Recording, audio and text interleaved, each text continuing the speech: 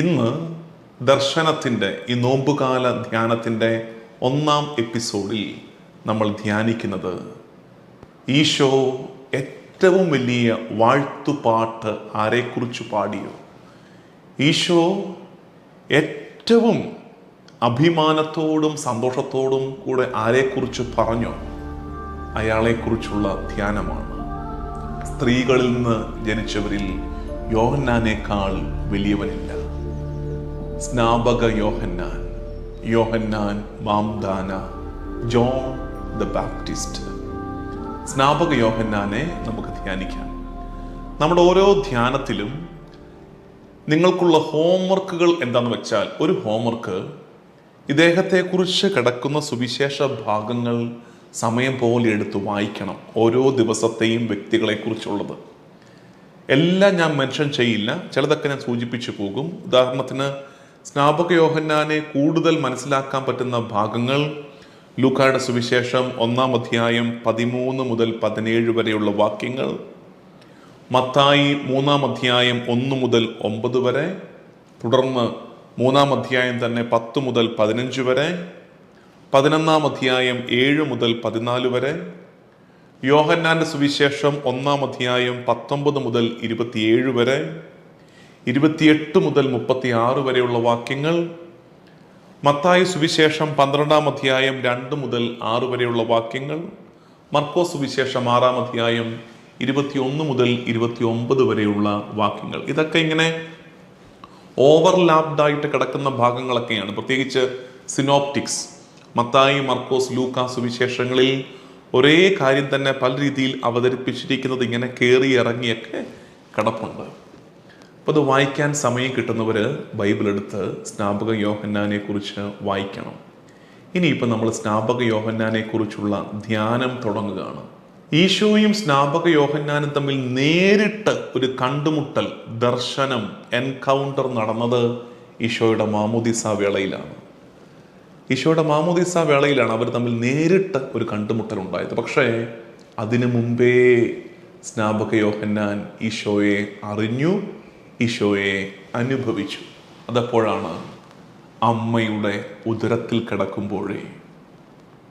സ്നാപക യോഹന്നാന് ലഭിച്ച വലിയ ദൈവാനുഗ്രഹം അതാണ്. അമ്മയുടെ ഉദരത്തിൽ കിടക്കുമ്പോഴേ ഈശോ തമ്പുരാന്റെ സാന്നിധ്യം അറിഞ്ഞവൻ, പരിശുദ്ധാത്മാവിൽ നിറഞ്ഞവൻ ആണ് സ്നാപക യോഹന്നാൻ.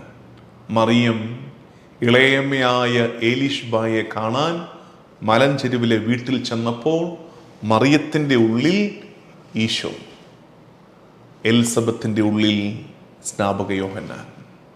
അവർ തമ്മിലുള്ള ആദ്യത്തെ കണ്ടുമുട്ടൽ അവിടെ വച്ചാണ്. കണ്ണോട് കണ്ണ് കണ്ടില്ലെങ്കിലും രണ്ടുപേരും സാന്നിധ്യം അറിഞ്ഞിട്ടുണ്ടാകണം. അതുകൊണ്ടല്ലേ എലിസബത്ത് പറയുന്നത്, എൻ്റെ ഉദരത്തിൽ കുഞ്ഞ് സന്തോഷം കൊണ്ട് കുതിച്ചു ചാടുന്നു. അമ്മയുടെ ഉദരത്തിൽ കിടന്നേ ദൈവസ്നേഹാനുഭവത്തിൻ്റെ ആനന്ദ നൃത്തം ആരംഭിച്ചവനാണ് സ്നാപക യോഹന്നാൻ. പിന്നീട് ഹെറോദേസ് ശിരസ് ഛേദിക്കുന്ന നേരം വരെയും യോഹന്നാൻ ആടിത്തീർത്തത് ആനന്ദത്തിൻ്റെ നൃത്തമാണ്. ആ താളമായിരുന്നു യോഹന്നാന് ദൈവസ്നേഹത്തിൻ്റെ, പരിശുദ്ധാത്മ അഭിഷേകത്തിൻ്റെ താളവും നൃത്തവും. അതിനുശേഷം സ്നാപക യോഹന്നാന്റെ ജീവിതം വളരെ റാഡിക്കലായിട്ടുള്ളൊരു ജീവിതമായിരുന്നു. പുരോഹിത കുടുംബത്തിൽ പിറന്നവനാണ്. പുരോഹിത കുടുംബത്തിൽ പിറന്ന പ്രവാചകനാണ് സ്നാപക യോഹന്നാൻ. ലേവായ പൗരോഹിത്യത്തിൻ്റെ കാലത്ത് ഒരു ഗോത്രം പൗരോഹിത്യ ശുശ്രൂഷയ്ക്കായി മാറ്റി നിർത്തപ്പെട്ടിരുന്ന കാലത്ത്, പുരോഹിതന്റെ മകൻ പുരോഹിതനാകുന്ന ഒരു കാലത്ത്, ഇതാ ഇവിടെ സക്കറിയ പുരോഹിതന്റെ മകൻ പ്രവാചകനാകുന്നു. അതും മിശിഹായിക്ക് വഴിയൊരുക്കുന്ന ഉന്നത പ്രവാചകൻ. ദൈവത്തിൻ്റെ നിയോഗമായിരുന്നു അത്.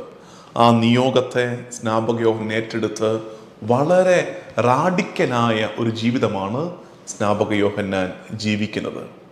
അതുവരെ കണ്ട് ശീലിച്ചവരിൽ നിന്നൊക്കെ വ്യത്യസ്തമായ വേഷവിധാനം, ജീവിത ശൈലി, വാക്കുകളിലെ മൂർച്ച, അഗ്നി തുപ്പുന്ന ഭാഷ, മാനസാന്തരപ്പെടുമെന്ന ആഹ്വാനം കാഹളം പോലെ മുഴങ്ങിയ കാലം സ്നാപക യോഹന്നാൻ കൊടുങ്കാറ്റിൻ്റെ ശക്തിയോടെ വന്നടിച്ചവനാണ് സ്നാപക യോഹന്നാൻ. പക്ഷെ അപ്പോഴും സ്നാപക യോഹന്നാൻ മാംദാനിക്ക് നല്ല നിശ്ചയമുണ്ട് എൻ്റെ നിയോഗം എന്താണെന്ന്. നമ്മൾ കാണുന്നൊരു ഭാഗമുണ്ട്, സ്നാപക യോഹന്നാൻ്റെ അടുത്ത് വന്നിട്ട് ചോദിക്കുന്നുണ്ട്, നീ മിശിഹായാണോ? നീ അല്ലേ മിശിഹ? ഞങ്ങളോട് പറ, നീ അല്ലേ മിശിഹ? ഞങ്ങളോട് പറയാതിരിക്കുന്നതല്ലേ? അതായത് സ്നാപക യോഹന്നാൻ വെറുതെ ഒന്ന് ഊറി ചിരിച്ചു കൊടുത്താൽ മതിയായിരുന്നു. സ്നാപക യോഹന്നാൻ ഒന്നും മിണ്ടാതെ ചുമ്മാ ഒന്ന് ചിരിച്ചു കാണിച്ചിട്ട് മനസ്സിലാക്കി കളഞ്ഞല്ലേ എന്ന ഭാവത്തോടെ നിന്നു കൊടുത്താൽ മതിയായിരുന്നു. അവനെ മിശിഹായായി എല്ലാവരും ആഘോഷിച്ചേനെ. പക്ഷെ സ്നാപക യോഹന്നാൻ അറിയാം ഞാൻ എന്താണെന്നും എന്തല്ലെന്നും. ശരിക്കും നമ്മളും പഠിക്കേണ്ട ഒരു പാഠമാണത്. എന്താണ് എന്തല്ല എന്ന് അറിഞ്ഞിരിക്കേണ്ടത് ആവശ്യമാണ്. അവന് നല്ല വ്യക്തതയുണ്ട്. ഞാൻ ആരാണ്? ഞാൻ മിശിഹായ്ക്ക് വഴിയൊരുക്കാൻ വന്നവൻ. അവൻ്റെ ചെരുപ്പിൻ്റെ വാറഴിക്കാൻ പോലും യോഗ്യതയില്ലാത്തവൻ. എന്താണ് എന്തല്ല നല്ല വ്യക്തത ഉണ്ട് സ്നാപക യോഹന്നാന്. മുമ്പ് നമ്മൾ ധ്യാനിച്ച കാര്യമില്ലേ, അമ്മയുടെ ഉദരത്തിൽ കിടന്നേ ദൈവസാന്നിധ്യം അനുഭവിച്ചവൻ. അവിടെ ഒരു പ്രാർത്ഥന ഉണ്ടാകണം നമുക്ക്. പ്രത്യേകിച്ച് ഇന്ന് ഈ എപ്പിസോഡിൽ നമുക്ക് പ്രത്യേകമായി ഗർഭാവസ്ഥയിലായിരിക്കുന്ന എല്ലാ കുഞ്ഞുങ്ങളെയും എല്ലാ ഗർഭിണികളായ സ്ത്രീകളെയും സമർപ്പിച്ച് പ്രാർത്ഥിക്കാം. യഥാർത്ഥത്തിൽ വലിയ ദൈവാനുഗ്രഹത്തിൻ്റെ നേരമല്ലേ ഗർഭിണിയായിരിക്കുക എന്നത്? ഒരു ജീവനല്ലേ ഉദരത്തിൽ തുടിക്കുന്നത്? ഒരു ജീവനെയല്ലേ നമ്മൾ പേറുന്നത്? ജീവൻ ദൈവദാനമല്ലേ? ദൈവദാനത്തെ സ്വന്തം ശരീരത്തിൽ സ്വീകരിച്ചിരിക്കുന്ന നേരമല്ലേ ഈ ഗർഭാവസ്ഥ? അപ്പോൾ പ്രാർത്ഥിക്കേണ്ടത്, എൻ്റെ ഉദരത്തിൽ വെച്ചേ കുഞ്ഞ് ഈശോയെ ദൈവത്തെ അറിയട്ടെ. യോഹന്നാൻ ഉദരത്തിൽ വെച്ചേ ഈശോയെ കണ്ടുമുട്ടിയതുപോലെ കർത്താവേ, എൻ്റെ ഉദരത്തിൽ ഞാൻ പേറുന്ന ഈ പൈതൽ ഉദരത്തിൽ വെച്ച് തന്നെ നിന്നെ കണ്ടുമുട്ടട്ടെ, എൻകൗണ്ടർ ദർശനം നടക്കട്ടെ എന്ന് പ്രാർത്ഥിക്കണം. പിന്നീട് നമ്മുടെ ജീവിതത്തിലേക്കുള്ള പാഠമാണ് നമ്മൾ പിന്നെ പറഞ്ഞു വന്നത്. എന്താണെന്നും എന്തല്ലെന്നും അറിഞ്ഞിരിക്കണം. പലപ്പോഴും നമ്മളൊരു മിഥ്യാബോധത്തിൽ ജീവിക്കാറുണ്ട്. എന്തൊക്കെയോ ആണെന്ന് ഭാവിക്കുന്നവരുടെ ലോകത്ത്, നമ്മളല്ലാത്തത് നമ്മൾ നടിക്കാൻ ശ്രമിക്കുന്ന ഒരു കാലത്ത് സ്നാപക യോഹന്നാൻ നമ്മുടെ മുമ്പിൽ മാതൃകയും വെല്ലുവിളിയുമാണ്. വ്യക്തതയുണ്ടാകണം എന്താണ് എന്തല്ല എന്ന കാര്യത്തിൽ. എന്നിട്ട് താഴേക്ക് വരുമ്പോൾ നമ്മൾ വീണ്ടും കാണുന്നതാണ് സ്നാപക യോഹന്നാന് അവനെക്കുറിച്ച് മാത്രമല്ല, അവൻ ചെയ്യുന്ന ശുശ്രൂഷയെക്കുറിച്ച് പോലും വ്യക്തതയുണ്ട്. ശരിക്കും സ്നാപക യോഹന്നാൻ എന്ന കഥാപാത്രമുണ്ടല്ലോ, ആ ക്യാരക്ടർ പഠിച്ചു പോകുമ്പോൾ നമുക്ക് എന്തൊരു ഇൻസ്പിറേഷനാണെന്നറിയാമോ? ഞാൻ മിശിഹായ അല്ലെന്നുള്ള വ്യക്തത. മിശിഹ പുറകെ വരും, അവന് വഴിയൊരുക്കുന്നവനാണ് ഞാൻ, അവൻ്റെ ചെരുപ്പിൻ്റെ വാറഴിക്കാൻ യോഗ്യതയില്ല എന്ന് പറയുമ്പോൾ അവനെക്കുറിച്ച് വ്യക്തത. 2, അവൻ്റെ മിനിസ്ട്രിയെക്കുറിച്ച്, അവൻ്റെ ശുശ്രൂഷയെക്കുറിച്ച് നല്ല വ്യക്തത. അതായത് അവൻ സ്നാനം നൽകുമ്പോഴും അവനറിയാം ഇത് പൂർണ്ണമാകുന്നില്ല, ഈ സ്നാനം പൂർണ്ണമാകുന്നില്ല. അതുകൊണ്ടാണ് അവൻ പറഞ്ഞു പഠിപ്പിച്ചത്, എൻ്റെ പിന്നാലെ വരുന്നവൻ അഗ്നി കൊണ്ട് സ്നാനം തരും. ഞാൻ ജലത്താലെ നിങ്ങളെ സ്നാനപ്പെടുത്തിയെങ്കിൽ ഇനി വരുന്നവൻ നൽകാൻ പോകുന്ന സ്നാനം അഗ്നി സ്നാനമാണ്. പെന്തക്കുസ്ത, പരിശുദ്ധാത്മാവ് ഇറങ്ങി വരും അവൻ്റെ സ്നാനത്തിൽ, അവൻ നൽകുന്ന മാമുദീസായിൽ. അതല്ലേ ഇപ്പോൾ സഭയിൽ നടക്കുന്നത്. അതും ഈ സ്നാപക യോഹന്നാൻ പറഞ്ഞു പഠിപ്പിക്കുകയാണ്. പിന്നെയാണ് ആ കണ്ടുമുട്ടലിൻ്റെ രംഗം. അത് മാത്രം നമുക്ക് തൽക്കാലം ബൈബിൾ വെച്ച് ഒന്ന് പഠിക്കാം. ബൈബിൾ എടുക്കാം. മത്തായിയുടെ സുവിശേഷം 3-ാം അധ്യായം 13 മുതലുള്ള വാക്യങ്ങൾ. മത്തായി സുവിശേഷം 3-ാം അധ്യായം 13 മുതലുള്ള വാക്യങ്ങളിലാണ് ഈ കണ്ടുമുട്ടൽ നമുക്ക് കാണാൻ പറ്റുന്നത്. ഇവർ തമ്മിലുള്ള നേരിട്ടുള്ള കണ്ടുമുട്ടൽ. അവിടെ ഈശോ മാമോദീസ സ്വീകരിക്കാൻ സ്നാപക യോഹന്നാന്റെ അടുത്തേക്ക് വരുമ്പോൾ സ്നാപക യോഹന്നാൻ തടയുന്നുണ്ട് ഈശോയെ. അതാണ് 14-ാമത്തെ വാക്യം. ഞാൻ നിന്നിൽ നിന്ന് സ്നാനം സ്വീകരിക്കേണ്ടിയിരിക്കെ നീ എൻ്റെ അടുത്തേക്ക് വരുന്നുവോ എന്ന് ചോദിച്ചുകൊണ്ട് യോഹന്നാൻ അവനെ തടഞ്ഞു. അപ്പോഴാണ്, കാരണം എന്തുകൊണ്ടാണ് യോഹന്നാൻ തടയുന്നത്? യോഹന്നാൻ തടയുന്നതിൻ്റെ കാരണം ഇതെന്തിനുള്ള സ്നാനമാണ്? ഇത് പാപമോചനത്തിൻ്റെ ജ്ഞാനസ്നാനമാണ് ഈ തരുന്നത്. പാപമില്ലാത്തവൻ എന്തിന് പാപമോചനത്തിൻ്റെ ജ്ഞാനസ്നാനം സ്വീകരിക്കണം? അപ്പോൾ ഈശോയുടെ മറുപടി, എന്നാൽ ഈശോ പറഞ്ഞു, ഇപ്പോൾ ഇത് സമ്മതിക്കുക, അങ്ങനെ സർവ്വനീതിയും പൂർത്തിയാക്കുക നമുക്ക് ഉചിതമാണ്. എന്താ അത്? പാപമില്ലാത്തവൻ നമുക്ക് തുല്യനാവുകയാണ്, താഴേക്ക് ഇറങ്ങി വരികയാണ്. കുരിശിൽ സംഭവിക്കാനിരിക്കുന്ന ഈ പീഠാനുഭവ ധ്യാനകാലത്ത് നമ്മൾ ധ്യാനിക്കുന്ന കുരിശു മരണത്തിൽ അവിടെ സംഭവിക്കുന്ന എന്താ? പാപമില്ലാത്തവൻ പാപത്തിൻ്റെ ശിക്ഷ ഏറ്റെടുത്തു. അതിൻ്റെ ആരംഭമാണ് ഈ കാണുന്നത്. പാപമില്ലാത്തവൻ പാപമോചനത്തിൻ്റെ ജ്ഞാനസ്നാനം സ്വീകരിക്കുന്നു. അങ്ങനെ സർവ്വനീതിയും പൂർത്തിയാക്കുക ഉചിതമാണ്. അതിനുശേഷം സ്വർഗം തുറക്കപ്പെടുന്നത്, പരിശുദ്ധാത്മാവ് ഇറങ്ങി വരുന്നത് ഒക്കെ അനുഭവിച്ചു കഴിയുന്ന സ്നാപക യോഹന്നാൻ ഉറപ്പിക്കുന്നു, ഇവൻ മിശിഹായാണ്. ആ തിരിച്ചറിവ് ലഭിക്കുന്നു. എന്നിട്ടാണ് നമ്മൾ യോഹന്നാന്റെ സുവിശേഷത്തിൽ കാണുന്ന രംഗമുണ്ടല്ലോ, തൻ്റെ ശിഷ്യന്മാരെ ഈശോയെ കാണിച്ചു കൊടുത്തുകൊണ്ട് സ്നാപക യോഹന്നാൻ പറയുന്നു, അതായത് ഈ കണ്ടുമുട്ടലിൻ്റെ തീവ്രാനുഭവം, തീക്ഷ്ണാനുഭവം യോഹന്നാനിൽ ജ്വലിച്ച് കത്തി നിൽക്കുകയാണ്. കർത്താവിനെ കണ്ടതിൻ്റെ അനുഭവം, ആ കണ്ടതിൻ്റെ അനുഭവത്തിൻ്റെ ബാക്കി എന്താ? ബാക്കി മറ്റുള്ളവരെ കർത്താവിലേക്ക് നയിക്കുന്നു. എങ്ങനെ? കർത്താവിൻ്റെ ഐഡൻറ്റിറ്റി ഏറ്റവും വ്യക്തമായി പഠിപ്പിച്ചു കൊടുത്തുകൊണ്ട്. അത്തരമായിരിക്കണം നമ്മുടെയും കണ്ടുമുട്ടലിൻ്റെ റിസൾട്ട്, മറ്റുള്ളവരെ കർത്താവിലേക്ക് നയിക്കണം. അതാണ് സ്നാപക യോഹന്നാൻ പറയുന്നത്, ഇതാ ദൈവത്തിൻ്റെ കുഞ്ഞാട്, ലോകത്തിൻ്റെ പാപങ്ങൾ നീക്കുന്ന ദൈവത്തിൻ്റെ കുഞ്ഞാട്. ഈശോയെ ദൈവത്തിൻ്റെ കുഞ്ഞാടെന്ന് അവതരിപ്പിക്കുന്നത് സ്നാപക യോഹന്നാനാണ്. ദൈവ കുഞ്ഞാട്.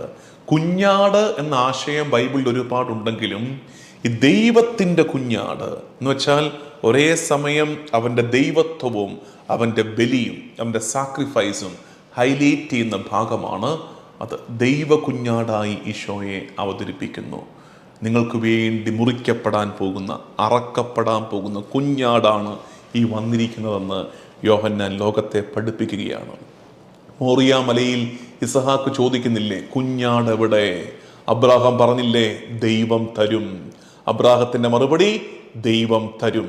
ആ മറുപടി അന്ന് കുറ്റിക്കാട്ടിൽ കൊമ്പുടക്കി കിടന്നൊരു കുഞ്ഞാടിനെ കിട്ടിയെങ്കിൽ യഥാർത്ഥത്തിൽ ആ മറുപടി, ആ പ്രവചനം, അബ്രാഹത്തിൻ്റെ പ്രവചനം ദൈവം തരും, അത് പൂർത്തിയാകുകയാണ്. ദൈവയുടെ വീണ്ടും സ്നാപക യോഹന്നാനിലൂടെ ദൈവത്തിൻ്റെ കുഞ്ഞാട്, ദൈവം തരുന്ന കുഞ്ഞാട്, മുറിക്കപ്പെടാൻ പോകുന്ന, അറക്കപ്പെടാൻ പോകുന്ന കുഞ്ഞാട്.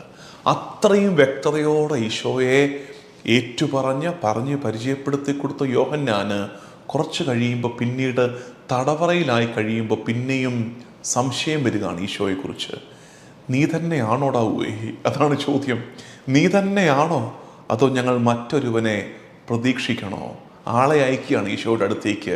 കാരണം യോഹന്നാൻ്റെ ഒരു ലെവല് വെച്ച് ഈശോ അങ്ങോട്ട് പോരാ എന്ന് തോന്നിക്കാണും. യോഹന്നാൻ നേരത്തെ പറഞ്ഞതുപോലെ കൊടുങ്കാറ്റ് പോലെ വീശിയടിച്ചെങ്കിൽ ഇവിടെ ഒരുവൻ ചതഞ്ഞ ഞാങ്ങണ ഒടിക്കാതെ, മങ്ങിയ തിരി കെടുത്താതെ ശാന്തതയിൽ ശുശ്രൂഷ ചെയ്യുന്നു. അപ്പോൾ യോഹന്നാന് സ്വാഭാവികമായി ഞാൻ മുമ്പ് പറഞ്ഞിട്ടുണ്ട്, അതായത് നമുക്കുമൊക്കെ ഇടയ്ക്ക് വിശ്വാസത്തിൽ സംശയങ്ങൾ ഉണ്ടാകണമെന്നേ. സംശയങ്ങൾ ഉണ്ടാകുമ്പോൾ നമ്മൾ നോക്കേണ്ടത്, നമ്മൾ ആശ്വസിക്കേണ്ടത്, എൻ്റെ പൊന്നു സ്നാപക യോഹന്നാനെ, നിനക്ക് പോലും സംശയം ഉണ്ടായില്ലേ, പിന്നെ ഞങ്ങൾക്ക് ഉണ്ടാകാതിരിക്കുമോ? ഈശോയെ ലോകത്തിന് പരിചയപ്പെടുത്തി കൊടുത്ത സ്നാപക യോഹന്നാന് പോലും ഒരു ഘട്ടത്തിൽ സംശയം, നീ തന്നെയാണോ? അപ്പോൾ പിന്നെ നമുക്കും സംശയിക്കാൻ അവകാശമൊക്കെ ഉണ്ട് കേട്ടോ. ഇടയ്ക്ക് 2 ചോദ്യങ്ങളൊക്കെ ചോദിക്ക്.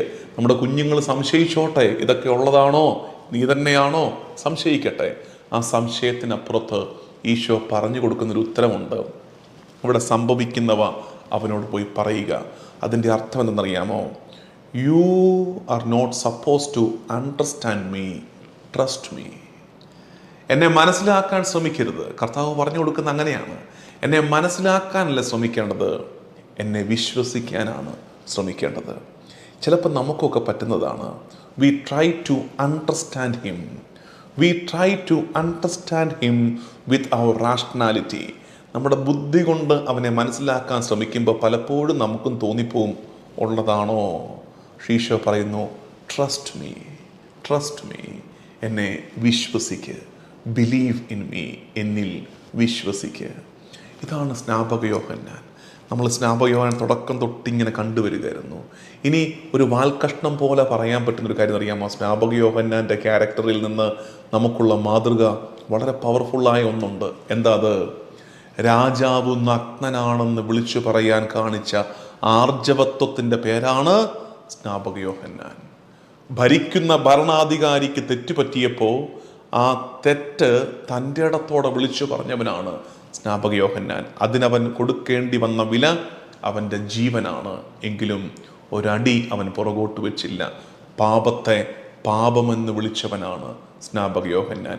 ഇന്നത്തെ കാലത്തിൻ്റെ അപകടം നമുക്കൊന്നും പാപമല്ല, ഒന്നും പാപമല്ലാതായിത്തീരുന്നൊരു കാലത്ത്, എല്ലാം സാരമില്ല എന്ന് പറഞ്ഞു തീർക്കുന്നൊരു കാലത്ത് സ്നാപക യോഹന്നാൻ്റെ ആർജവത്വത്തിൻ്റെ പങ്ക് നമുക്ക് ചോദിച്ചു വാങ്ങിക്കണം. പ്രിയമുള്ളവരെ, ദർശനത്തിൻ്റെ ഈ ധ്യാനം, മിശിഹായെ ദർശിക്കാൻ നമ്മൾ യാത്ര പുറപ്പെടുമ്പോൾ മിശിഹായെ ദർശിച്ചവർ സ്വന്തം ജീവിതത്തിൻ്റെ നിലവാരം ആ ദർശനത്തിൻ്റെ നിലവാരത്തോട് ഉയർത്തിയവരെ നമ്മൾ ധ്യാനിക്കുമ്പോൾ ഇന്ന് ചിന്തിച്ചത് ഈശോയ്ക്ക് വഴിയൊരുക്കിയ സ്നാപക യോഹന്നാനെ കുറിച്ച്. നമുക്ക് പ്രാർത്ഥിക്കാം. ഈ ധ്യാനത്തെ നമുക്കൊരുമിച്ച് പ്രാർത്ഥനയാക്കാം. സമാധാനത്തോടെ സ്വസ്ഥതയോടെ നിങ്ങളായിരിക്കുന്നിടത്തിരുന്ന് ഒരല്പം നേരം പ്രാർത്ഥിക്കാൻ ഒരുങ്ങണമേ. ഈശോ നാമം നാവിലേറ്റു പറഞ്ഞ് ഈശോയേ ഈശോയേ എന്നൊരല്പം നേരം നാവിലേറ്റു പറഞ്ഞ് പ്രാർത്ഥിച്ച് നമുക്ക് തിരുമുമ്പാകെ ഈ ധ്യാനത്തെ ദൈവവിചാരമായി പ്രാർത്ഥനയായി സമർപ്പിക്കാം. കർത്താവും ദൈവവുമായ ഈശോ മിശിഹായേ, നിനക്ക് വഴിയൊരുക്കിയ സ്നാപക യോഹന്നാനെ കുറിച്ചുള്ള ധ്യാനത്തിൻ്റെ ചിന്തകളെ തിരുമുമ്പാകെ ഞങ്ങൾ പ്രാർത്ഥനയായി കാഴ്ചവെക്കുന്നു. ഈശോ, സ്നാപക യോഹന്നാനെ പോലെ ഞങ്ങളുടെ കുഞ്ഞുങ്ങളും ഉദരത്തിൽ വെച്ചു തന്നെ ദൈവസാന്നിധ്യം അറിയട്ടെ. സ്നാപക യോഹന്നാനെ പോലെ ഞങ്ങളും ഞങ്ങൾ എന്താണെന്നും എന്തല്ലെന്നുമുള്ള വ്യക്തതയിൽ ജീവിക്കട്ടെ. സ്നാപക യോഹന്നാനെ പോലെ ഞങ്ങളുടെ ശുശ്രൂഷയുടെ ആഴവും പരപ്പും അതിൻ്റെ പരിമിതിയും ഞങ്ങൾ എപ്പോഴും തിരിച്ചറിയട്ടെ കർത്താവേ. സ്നാപക യോഹന്നാനെ പോലെ നിന്നെ ലോകത്തിന് പരിചയപ്പെടുത്തി കൊടുക്കാനും ഞങ്ങളുടെ സംശയങ്ങളെ എളിമയോടെ തിരുമുമ്പാകെ സമർപ്പിക്കാനും ഒടുക്കം മിഴിപൂട്ടി നിന്നിൽ പൂർണ്ണമായി വിശ്വസിക്കാനും ഞങ്ങളെ പഠിപ്പിക്കണമേ.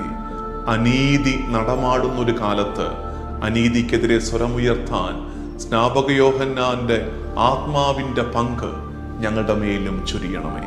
നമ്മുടെ കർത്താവ് ഈശോ മിശിഹായുടെ കൃപയും പിതാവായ ദൈവത്തിൻ്റെ സ്നേഹവും പരിശുദ്ധാത്മാവിൻ്റെ സഹവാസവും എന്നും എല്ലാ കാലവും കൂടെ ഉണ്ടായിരിക്കട്ടെ, ഇപ്പോഴും എപ്പോഴും എന്നേക്കും. ആമേൻ.